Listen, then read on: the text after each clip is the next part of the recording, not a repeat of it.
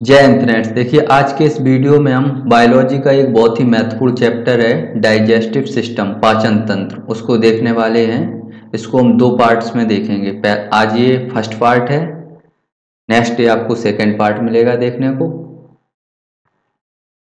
देखिए, पाचन क्या है, सबसे पहले हम यही देखते हैं पाचन क्या है। पाचन, उसके बाद हम पाचन तंत्र के बारे में जानेंगे। देखिए, पाचन क्या होता है। देखिए, जो जटिल रासायनिक पदार्थ होते हैं उनको सरल रासायनिक पदार्थ में जो बदलने की प्रक्रिया होती है उसको हम पाचन बोलते हैं।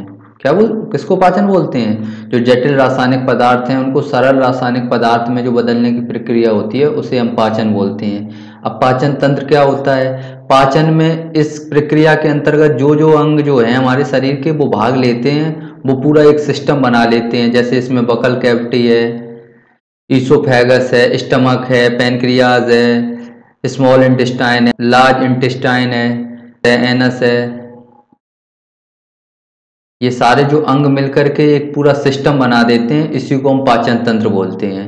पाचन होता किसका है? पाचन जो है, पाचन तंत्र के अंतर्गत कार्बोहाइड्रेट है, फैट है या प्रोटीन है, इसका पाचन होता है। बाकी जो जल है, विटामिन है, मिनरल्स हैं, खनिज,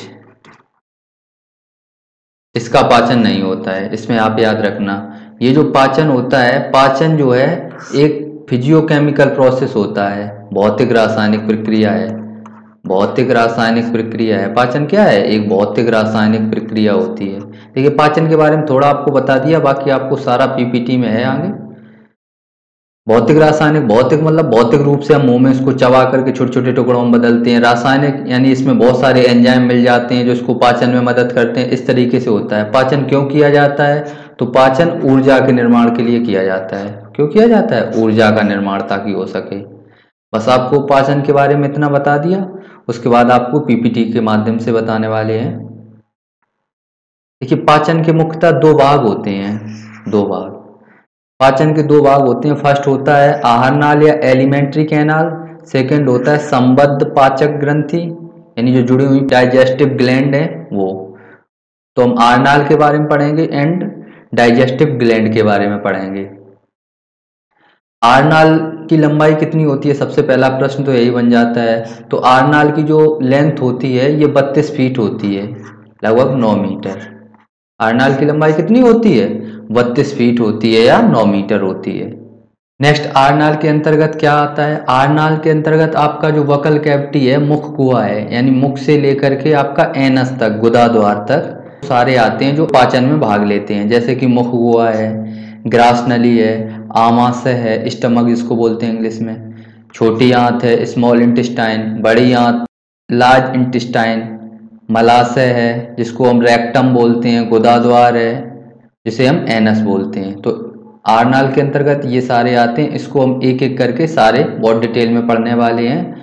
एंड जो डाइजेस्टिव ग्लैंड होते हैं, ये जो आहारनाल होते हैं, इसी में ये आसपास के कुछ अंगों से जो एंजाइम निकलते हैं वो इसको इसी आहारनाल में छोड़ते रहते हैं, जिससे एंजाइम क्या करते हैं? पाचन में मदद करते हैं। तो जो पाचक ग्रंथियां हैं जो जो एंजाइम्स का निर्माण करती हैं, उनको हम इसमें पढ़ेंगे। लार ग्रंथि है, जठर ग्रंथि है, आपका जो लीवर है, यकृत या लीवर, पित्ताशय, अग्न्याशय, ये सारे के सारे एक रस का निर्माण या एंजाइम को स्रावित करते हैं। उनके बारे में भी हम डिटेल में पढ़ेंगे। तो आपने ये समझ लिया कि सबसे पहले जो हम पढ़ेंगे वो हम मुख गुहिका से पढ़ेंगे, बुकल कैविटी से। देखिए, बुकल कैविटी के ठीक बाद आपका ग्रास नली पड़ेगा, उसके बाद ग्रास नली से आगे जाएंगे तो स्टमक पड़ेगा। स्टमक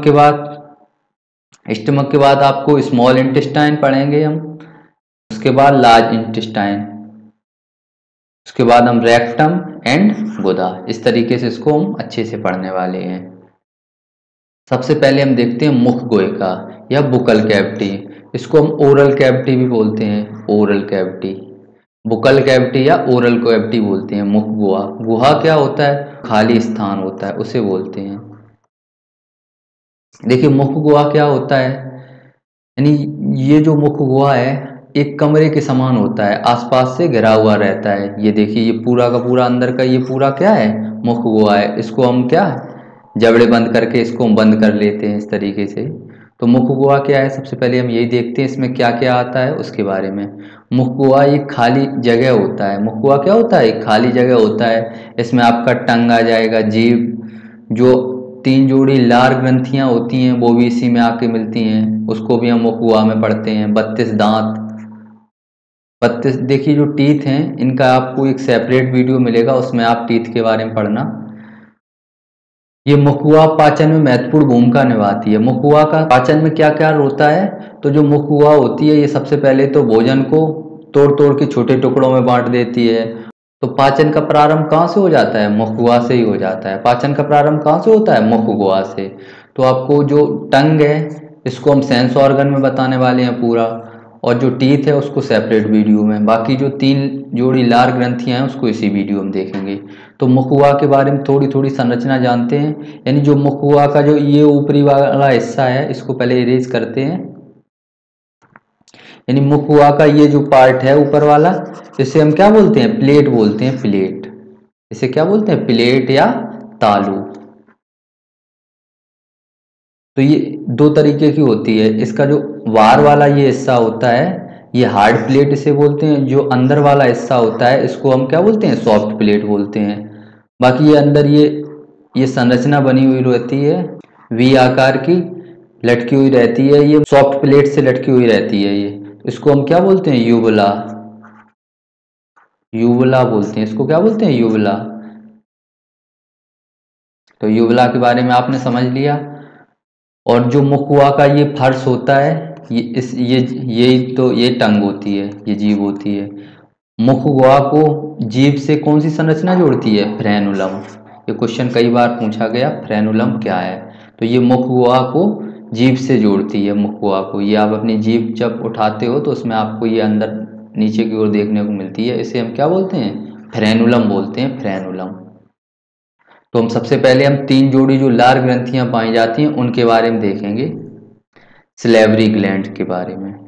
देखिए मनुष्य में 3 जोड़ी लार ग्रंथियां पाई जाती हैं, ये आपको याद रखना, ये आपको सारी याद हो जाएंगी।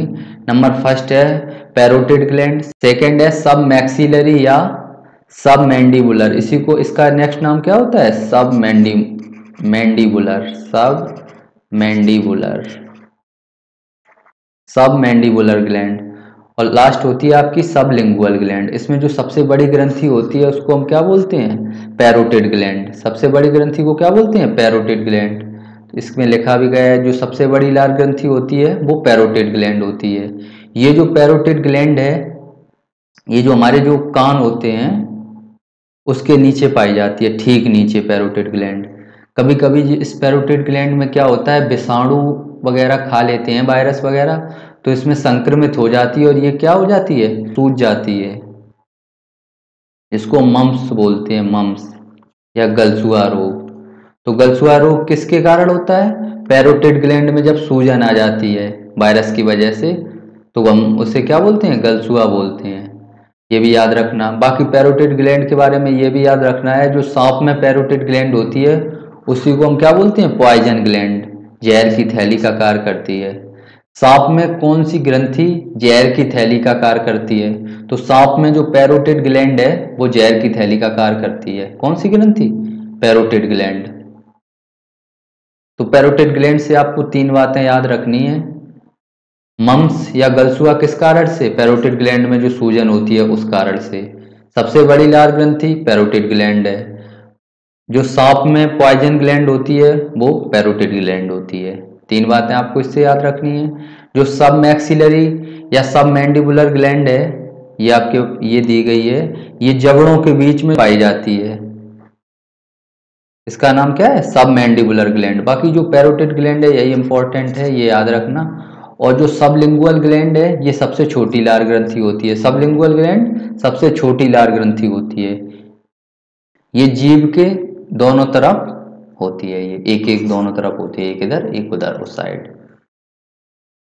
तो लार ग्रंथियों के बारे में आपने समझ लिया। 3 जोड़ी लार ग्रंथियां कौन कौन सी हैं, पैरोटिड ग्लैंड, सब mandibular gland and sublingual gland. Parotid gland सबसे बड़ी लार ग्रंथि, सबसे छोटी लार ग्रंथि सबलिंगुअल है, सबलिंगुअल है। अब हम लार के बारे में देखेंगे। लार जो होती है इसमें कई एंजाइम होते हैं, उनके बारे में अब हम पढ़ेंगे बेसिकली। देखिए जो लार ग्रंथियां अभी आपने पढ़ी, ये क्या करती हैं, लार को स्रावित करती हैं। लार ग्रंथियां क्या करती हैं, लार को स्रावित करती हैं, जिसमें 99% तो जल होता है और 1% पाचक एंजाइम होते हैं। 1% क्या होता है, पाचक एंजाइम। तो 1% में ये कौन कौन से एंजाइम होते हैं, इनके बारे में हम देखेंगे। ये आपको 4 याद रखने हैं। कौन कौन से एंजाइम होते हैं, नंबर फर्स्ट पे आपको टॉयलिन याद रखना है, ptyalin. Second lysozyme, ptyalin lysozyme. Third diastase and mucin, diastase and mucin, ऐसे याद रखना, lysozyme ptyalin, lysozyme ptyalin, diastase and mucin, lysozyme ptyalin, diastase and mucin. इसको 3-4 बार बोलें, पहले याद कर लें इसको अच्छे से, उसके बाद आप इसके कार्य याद रखना। जो लाइसोजाइम होता है ये कीटाणुओं को मारने का कार्य करता है, इसलिए इसको क्या बोलते हैं, कीटाणुनाशक। जो कीटाणुनाशक एंजाइम है हमारे जो लार ग्रंथियों में जो स्रावित होता है वो कौन सा है, लाइसोजाइम है। ये क्या करता है, कीटाणुओं को मारने का काम करता है। हम देखते हैं कहीं भी कुछ भी हो, थोड़े हाथ वगैरह पहुंच के खा लेते हैं, तो उसमें जो कीटाणु जाते हैं उसको मारने का काम कौन करता है, लाइसोजाइम। सेकेंड है टॉयलिन। टॉयलिन सर्वाधिक मात्रा में जो एंजाइम का स्रावण होता है वो टॉयलिन का होता है। सबसे ज़्यादा मात्रा में जो एंजाइम का स्रावण करती हैं लार ग्रंथियां, वो उसको किसका करती हैं, टॉयलिन का। टॉयलिन क्या करती है, टॉयलिन स्टार्च, टॉयलिन और डाइस्टेज ये दोनों का काम एक ही है, स्टार्च या मंड का पाचन करती हैं। इसको शर्करा को किस में बदलती हैं, कार्बोहाइड्रेट में। शर्करा को कार्बोहाइड्रेट में बदलने का काम करती हैं। ये स्टार्च या मंड क्या होता है, ये चोकर होता है, चोकर। तो इस तरीके से आपको टॉयलिन और डाइस्टेज, इसमें एक ही बात याद रखना है, स्टार्च या मंड का पाचन करती हैं ये। जो म्यूलिन है ये भोजन को चिपचिपा बनाता है। म्यूलिन का मुख्य काम क्या है, भोजन को चिपचिपा बनाना। म्यूलिन क्या करता है, भोजन को चिपचिपा बनाता है, जिससे ये आसानी से ग्रास नली से होता हुआ नीचे की ओर चला जाए। मेढक और व्हेल में लार ग्रंथि नहीं पाई जाती। ये एक बार ये क्वेश्चन पूछा जा चुका, मेढक और व्हेल को लेकर के एग्जाम्पल के रूप में। तो याद रखना, मेढक और जो व्हेल है इसमें लार ग्रंथि नहीं पाई जाती। लार ग्रंथियां 3 जोड़ी थी, उसमें आपको 4 जो एंजाइम स्रावित करती हैं वो 4 प्रकार की करती हैं, वो आपको याद रखना है, लाइसोजाइम, टॉयलिन, डाइस्टेज एंड म्यूलिन। आपको जो इंपॉर्टेंट है वही बता रहे हैं यहाँ। नेक्स्ट डाइजेस्टिव सिस्टम है, उसमें आपने ये जो मुख गुहा है उसके बारे में पढ़ा, और जो टंग है उसको हम सेंस ऑर्गन में पढ़ेंगे। बाकी जो लार ग्रंथियां थी, जो एंजाइम थे, उनके बारे में पढ़ा। यानी मुख गुहा के बारे में आपने कंप्लीट पढ़ लिया। अब हम मुख गुहा से आगे की ओर चलते हैं। तो मुख गुहा के आगे चलते हैं तो ये हमें मिलती है ग्रास नली या ईसोफेगस। तो जो ग्रास नली होती है ये मुख गुहा को किससे जोड़ने का काम करती है, आमाशय से। मुख गुहा को आमाशय से कौन जोड़ता है, ये ग्रास नली जोड़ती है। मुख गुहा को आमाशय से ग्रास नली के माध्यम से जोड़ा जाता है। इसमें बेसिकली क्या होता है, इसमें पाचन की क्रिया नहीं होती है। तो आहार नाल का वह कौन सा हिस्सा है या वह कौन सा भाग है जहाँ पाचन की क्रिया नहीं होती है, तो वो क्या है, ग्रास नली है, ओइसोफेगस या ग्रास नली। ये याद रखना आपको। इसकी जो लंबाई होती है ये लगभग 10 इंच लंबी होती है, 10 इंच या 25 सेंटीमीटर, ऐसे याद रखना, 25 सेंटीमीटर की। मनुष्य में इसकी लंबाई कितनी होती है, 25 सेंटीमीटर या 10 इंच। जबकि जिराफ होता है उसकी जो ग्रास नली होती है वो सबसे बड़ी होती है, क्योंकि उसकी गर्दन भी सबसे लंबी होती है। ये तो इसमें कोई दिक्कत है नहीं। अब क्या होता है भाई, मुख गुहा से जब ये खाना चलता है आगे की ओर, एक क्रिया के फलस्वरूप ये चलता है, उसे हम बोलते हैं क्रमाकुंचन। क्रमाकुंचन क्या होता है, देखिए हमने स्केलेटन चैप्टर में पढ़ा था कि जो मांसपेशियां होती हैं उनमें गति होती है। गति का मतलब यहाँ से क्या था कि वह कॉन्ट्रैक्शन एंड रिलैक्सेशन होता है, उनमें संकुचन होता है और विश्रांति होती है। वो अपनी आराम की अवस्था में जाती हैं फिर दबती। तो जैसे ये आपको, ये हमने इसीलिए लगाई है इमेज, क्रमाकुंचन की ये इमेज है, पेरिस्टेल्सिस। पेरिस्टेल्सिस ये जो भोजन है, ये आपको ये दिख रहा है, ये भोजन क्रमाकुंचन के फलस्वरूप धीरे धीरे धीरे धीरे धीरे धीरे आगे बढ़ रहा है। किसके फलस्वरूप बढ़ रहा है, ये क्रमाकुंचन के फलस्वरूप। तो आपको क्रमाकुंचन इस तरीके से होता है। जब मांसपेशियों में कॉन्ट्रैक्शन एंड रिलैक्सेशन होता है। यहाँ ये पहले फूले फिर दबे फिर फूले फिर ऐसे ऐसे ऐसे इस तरीके से ये चलता जाता है और भोजन कहाँ पहुँच जाता है, स्टमक में पहुँच जाता है। नेक्स्ट आपको इसमें ये भी याद रखना है, जो ग्रास नली होती है, ये जो ग्रास नली चल के आई और ये आमाशय स्टमक होता है, ये इसके बीच में एक बॉल्व होती है जो भोजन को अंदर तो आने देती है, इससे बाहर आसानी से नहीं जाता है। उस बॉल्व को हम क्या बोलते हैं, स्फिंक्टर। देखिए लोअर ईसोफेगरल स्फिंक्टर, यह भोजन को क्या करता है, ग्रास नली में जाने से रोकता है, भोजन को वापस ग्रास नली में जाने से ये रोक देता है। तो ग्रास नली से आपको यही चीज याद रखनी है कि यहाँ भोजन का पाचन नहीं होता है, इसकी लंबाई लगभग 25 सेंटीमीटर होती है, ये मुख गुहा को आमाशय से जोड़ती है। यहाँ जो भोजन ग्रास नली में चलता है आगे, वो किस किस क्रिया के कारण जाता है, तो वो क्रमाकुंचन पेरिस्टेल्सिस के कारण। किसके कारण, पेरिस्टेल्सिस के कारण। बाकी आप ये भी याद रख सकते हो कि जो आमाशय और ग्रास नली के बीच जो बॉल्व होता है उसको हम स्फिंक्टर बोलते हैं। क्या बोलते हैं, स्फिंक्टर। नेक्स्ट देखिए, अभी तक हमने मुख गुहा के बारे में पढ़ा, वोकल कैविटी, उसके बाद हमने क्या पढ़ा, ये ग्रास नली के बारे में पढ़ा, ये जो आई। अब हम पढ़ेंगे किसके बारे में, जो हमारा जो पेट होता है, स्टमक, उसके बारे में। इसको हम क्या बोलते हैं बायोलॉजी में, आमाशय। आमाशय या पेट, स्टमक के बारे में पढ़ेंगे। ये क्या होती है, ये एक थैलीनुमा आकृति होती है। कैसी होती है, थैलीनुमा, जे टाइप की आकृति होती है। ये आपको दिख रही होगी ऐसी, जे ऐसे बनाते हैं। ये कैसी होती है, एक जे आकृति के समान होती है, अंग्रेजी के जे अक्षर की तरह। ये थैलीनुमा आकृति होती है। इसमें क्या होता है, सबसे ज्यादा जो भोजन रुकता है वो यहीं पर रुकता है, सीधा पेट में आपके। लगभग कितने देर तक, 4 घंटे तक ये रोक कर रखती है भोजन को। भोजन को ये कितनी देर तक रोक के रखती है, 4 घंटे तक। जो आरनल है, जो आरनली है, उसके बारे में आपने पढ़ा था। जो आरनाल का जो सबसे चौड़ा भाग होता है वो यही होता है, आमाशय। आरनाल का सबसे चौड़ा भाग कौन होता है, आमाशय। इसको याद रखना। इसके 2 काम होते हैं, ये भोजन को संग्रहित करके भी रखती है और पचाने का काम भी करती है। यहाँ से एंजाइम भी निकलते हैं, उनके बारे में अभी पढ़ेंगे आगे। जो आमाशय होता है ये भोजन को संग्रहित भी करता है और पचाता भी है। आरनाल का सबसे चौड़ा भाग क्या होता है, आमाशय होता है। भोजन को कितनी देर तक रोक के रखता है, ये 4 घंटे तक रोक के रखती है। जो इसकी आंतरिक दीवारें होती हैं उनको म्यूकोसा बोलते हैं। क्या बोलते हैं, म्यूकोसा। यह एक क्षारीय पदार्थ है, क्षारीय, याद रखना, म्यूकोसा। अभी इसका यूज बताएंगे आगे। आमाशय के आपको 3 भाग बेसिकली देखने को मिलते हैं। एक तो आपका है कार्डियक, दूसरा है फंडिक, थर्ड है आपका pyloric. Cardiac, fundic and pyloric, cardiac, fundic and pyloric, cardiac, fundic and pyloric. Cardiac यानी जो हार्ट होता है, इसका जो अध्ययन होता है वो कार्डियोलॉजी कहलाता है। तो जो हार्ट के पास का होता है उसको क्या बोलते हैं, कार्डियक। हार्ट के पास वाले भाग को क्या बोलते हैं, कार्डियक। एंड सेकंड मध्य भाग फंडिक हो जाएगा, एंड लास्ट वाला पाइरोलिक हो जाएगा। लास्ट वाला क्या हो जाएगा, पाइरोलिक। जो सबसे निचला भाग होता है वो पाइरोलिक होता है। ये आपको फिगर दिया गया है स्टमक का पूरी तरीके से, इसमें आप देख सकते हो। इसकी जो आंतरिक दीवारें हैं उनको क्या बोलते हैं, म्यूकोसा बोलते हैं, म्यूकोसा। अब इसको हम एक एक आपको यूज बताएंगे। कार्डियक क्या करता है, फंडिक क्या करता है, पाइरोलिक का क्या कार्य होता है, उसके बाद आप पूरी तरीके से समझ जाओगे। देखिए जो कार्डियक होता है इसका क्या कार्य होता है, कार्डियक का। देखिए जो कार्डियक पहला जो हिस्सा था कार्डियक वाला, ये क्या करता है, HCl का स्राव करता है। कार्डियक क्या करता है, HCl का। अभी तक जो भोजन में कीटाणुओं को मारने का काम किया था वो किया था लाइसोजाइम ने।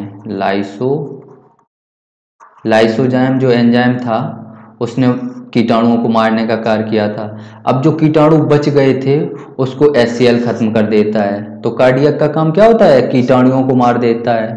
जो HCl निकलता है कार्डियक से वो क्या कार्य करता है, कीटाणुओं को मार देता है। HCl चूंकि क्या होता है, H+ और Cl- आयन का बना होता है, तो जो इसमें H+ आयन मिल जाते हैं भोजन में, तो ये भोजन को क्या बना देता है, अम्लीय बना देता है। भोजन को क्या बना देता है, अम्लीय। अम्लीय मतलब खट्टा सा। कभी आपने वॉमिटिंग की हो तो आपको करते हो तो एकदम खट्टा खट्टा सा एकदम मुंह में हो जाता है, तो ये किस कारण से हो जाता है? क्योंकि ये आमाशय पहुंच चुका था भोजन, तो इसमें क्या मिल गया था? HCl मिल गया था। भोजन को अम्लीय बनाने का कार्य कौन करता है? तो जो आमाशय का कार्डियक वाला हिस्सा है वो करता है। कार्डियक का एक काम और होता है, जो अभी तक इसमें एंजाइम मिले थे उनकी जो क्रिया शक्ति जो धीमी धीमी थी उसको और बढ़ाने का काम कौन करता है? तो वो कार्डियक ही कर देता है, क्योंकि ये अम्लीय बना देता है जिससे एंजाइमों की जो क्रिया शक्ति है वो और बढ़ जाती है। सेकंड, आपको फंडिक के बारे में पढ़ना है। फंडिक क्या होता है? या बीच का भाग होता है। आमाशय का जो बीच का भाग होता है उसको क्या बोलते हैं? फंडिक बोलते हैं। फंडिक में क्या होता है भाई? तो फंडिक में जो कांटेनुमा संरचना पाई जाती है इसको हम रूजी बोलते हैं। ये क्वेश्चन पूछा जा चुका कि रूजी किसे बोलते हैं। तो रूजी जो फंडिक में जो कांटेनुमा संरचना पाई जाती है उसी को हम क्या बोलते हैं? रूजी बोलते हैं, रूजी। यह क्या करता है? यह भोजन को रोक कर रखने का कार्य करता है। देखिए, जब हमको भूख लगती है तो हमें एकदम पेट में कांटे से चुभने लगते हैं, तो वो किस कारण से चुभते हैं? ये रूजी के कारण। ये रूजी जो है पड़ी रहती है, पहले जब भूख लगती है तो एकदम सीधी से खड़ी हो जाती है जिससे हमें चुभने लगती है। बाकी जो भोजन को रोक कर रखने का कार्य कौन करता है? तो वो फंडिक ही करता है, फंडिक। लास्ट आपको पढ़ना है पायरोलिक के बारे में। जो लास्ट वाला जो भाग था, यहाँ से आपने ये देखा था, कार्डियक था, फंडिक था एंड पायरोलिक था। देखिए, पायरोलिक में क्या होता है? पायरोलिक में मुख्यतः आपको ग्रंथियां मिलती हैं।